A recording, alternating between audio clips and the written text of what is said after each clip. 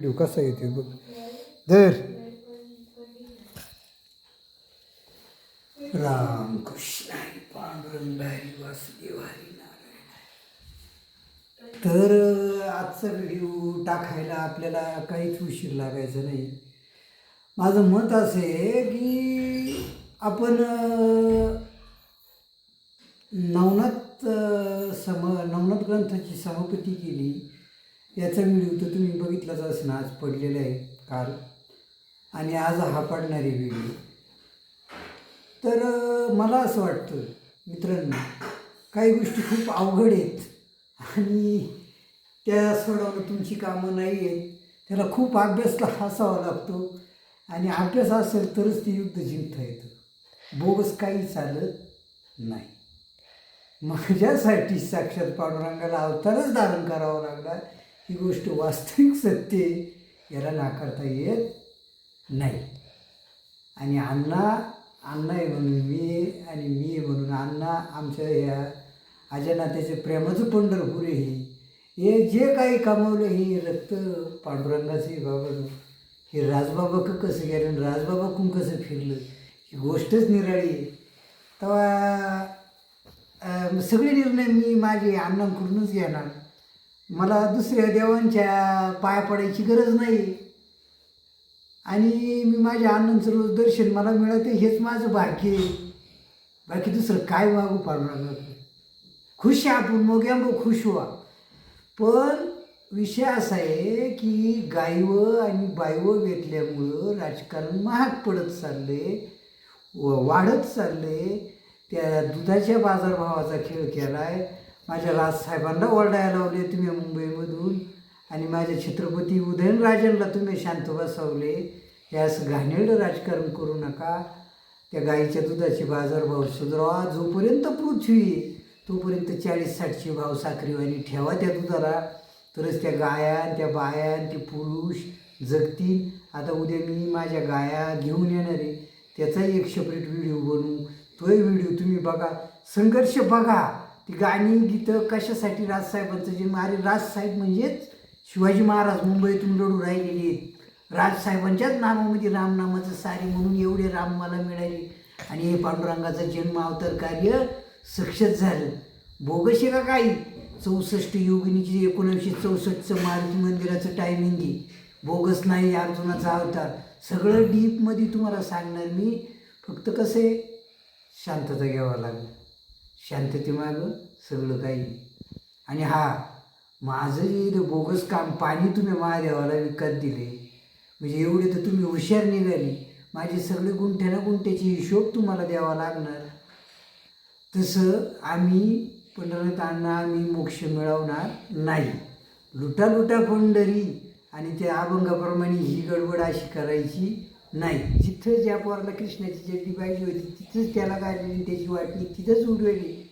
बबनरावनं आम्ही हे जे एवढं संघर्ष करू राहिलो, सकाळचं उठून झक मारतोय आणि पहाटे 4-5 वाजता उठून आरतीला जातोय. तुमची का कंबाडं मोडल्यात का. अरे सगळ्यांनी उठा. प्रत्येकासाठी समयचक्र आईनं समान लावलेली. सुट्टी नाही कोणाची. सेकंद ना सेकंद तिच्या मर्जीनं चालली. आता 7:03 झाल्या तर 4थ्या मिनिटावर घड्याळाचा रनिंग काटा चालू झालेला आहे. तेव्हा सांगायचं तात्पर्य एवढंच मित्रांनो, तुम्ही बोगसगिरी काही करू नका. त्याचा काही उपयोग होणार नाही, अजिबात काही उपयोग होणार नाही. कारण हे शिवलिंगावर बांधणं फक्त आवरूनच करू शकत होता. इथे येरागावळ्याचं काम नाही. ही एनर्जी सांभाळणं हे रक्त पांडुरंग आहे, सोपं नाही. आणि पंढरनाथ अण्णा चेष्टा आणि टाईमपास नाही. जोपर्यंत माझा पंढरनाथ अण्णा या पंढरपुरामध्ये निवास करतोय तोपर्यंत तुम्हाला सगळ्यांना मज्जा वाटेल आणि सगळ्यांना इंटरेस्टिंग राजकारणाचे टापा मारता येतील. पण माझ्या पंढरनाथ अण्णाला परमार्थ सोडून काय कळलेलं नाही आजपर्यंत. बोगसगिरी नाही. 6 वर्ष आळंदीमध्ये काढले माझ्या पंढरनाथ अण्णांनी, बोगस नाही. 4 महिन्यातच मला चातुर्मास शिकून माऊलींनं सगळं सिस्टमॅटिक मला बाकीची कामं करायला लावली आणि इंडस्ट्रीत हिंडायला फिरायला लावलं. बोगस नाही.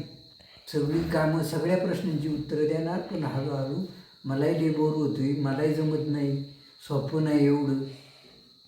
कारण काय झालं आहे, कल्की अवतार होणार होता ही मला चांगलं माहिती होतं. मी बाळबाबाच्या घरामध्ये जन्म घ्यायला राम संरक्षक कवचामध्ये जन्म घ्यायला मूर्ख नव्हतो याचं मला सगळं प्रश्नांची सगळी उत्तरं माहिती होती. रुद्रमोहर मला माझ्या निवर्ती महाराजांनी जेव्हा 35चा डायलॉग वापरली त्याच वेळेस ती मी 35मध्ये पदार्पण करून ती रुद्रमोहर अंगठ्यावर मला बघायला मिळाली की गांजा वडायला मी मूर्ख नाही, गांजाशिवाय मला जमणार नाही. हे जगातलं महाराष्ट्रातलं सगळ्यात स्ट्रॉंग प्रकृती ज्यावेळेस पृथ्वी तयार झाली ती 4 वेद तुकावडशांकडे आणि हे शिवलिंग पंढरनाथ अण्णाकडून आमच्याकडे आणि त्याच्यावर नागफान आहे, जडजीवांची रिद्धिसिद्धी त्या शिवलिंगावर. ते बोगस काम नाही आहे, बोगस नाही बाबांनो, बोगस नाही माझे ज्ञानेश्वर त्र्यंबकरावने आणि बोगस नाही संजीवनी सोपान रंदे आणि बोगस नाही राम सोपान रंदे आणि बोगस नाही संजय सोपान रंदे. सगळं टायमिंग व चक्रवर असलेलं हे आहे ना. आणि टायमिंग तो ध्वज वर फैलवायचा आहे अजून. त्या नंदळ्यावर मी जेव्हा जय श्रीराम नावाचा झेंडा 2026ला फडकी सेंटरला तवा शांत राहील, तसं मी शांत राहणार नाही. इंदुबाई निवास, इंदुबाई कैलासवासी इंदुबाई निवास या घराला नामकरण देणार तवा शांत राहणार. आणि कैलासवासी गणपती यशवंत रंदे हे शिवलिंगाच्या पुढच्या पायऱ्यांना नाव असावा असं माझं स्वप्न आहे. ज्याप्रमाणे आता पांडुरंगाचा फोटो आपण या मारुतीच्या मंदिरामध्ये ठेवलेला आहे तोच फोटो अजून काही साधू संतांची तिथे लावावी. कचूमामा किती सुंदर हरिपाठ करून आपल्याला शिकून जाणारी, रस्त्यावर घर बांधलं, ओंकाराचे चिन्ह घरावर बांधली. अरे हे फुकटचा परमार्थ नाही आहे, बोगस नाही आहे. माझे दत्तूबा कसार समाजात त्यांचा जन्म झाला. त्यांनी मला गणपती अथर्वशीर्ष पाठ करायला लावलं आणि ते पाठांतर त्या लहान वयात झालं. म्हणून मी हे सगळं पिरवू शकलो, एवढे ग्रंथ वाचू शकलो, एवढं आचरण ठेवू शकलो, तुमच्याबरोबर चालू शकलो. बोगस नाही आहे बाबांनो काही. झाडाचं सुभाबळीचं पान माझ्या युगाच्या माझ्या मर्जीशिवाय हालत नाही. एवढी आमची शक्ती डेंजर आहे आणि एवढी कठोर आहे. 64 योगिनींचा योग मायाचा अवतार आहे. म्हणून आपल्याला ज्ञानोबा पाटील बघायला मिळाली.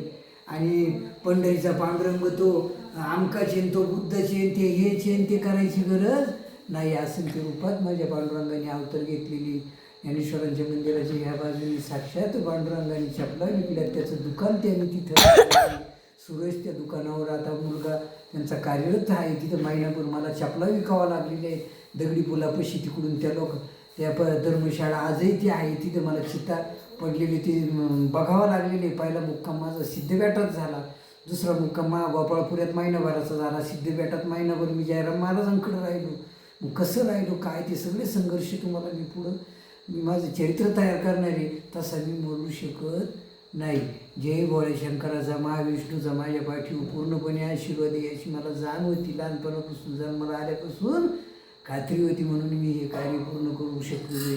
750 स्क्वेअर फूट या घरावर मी माझ्या शिवलिंगावर सगळ्या शक्त्या आटोक्यात आणून ठेवलेले आहेत. 4 ग्रंथ शिर्डी साईबाबांचा आणि जी भगवद्गीता मला गरजेची होती त्या माईनं मला सगळ्या भगवद्गीता ट्रान्सफर केलेल्या आहेत. आणि पंढरनाथ अण्णांनी माझ्याकडून एकनाथी भागवतही टायमिंग करून घेतलेले. बोगस नाही ते कामकाज. बाई कट कर पुढं पाहू परवा दिवशी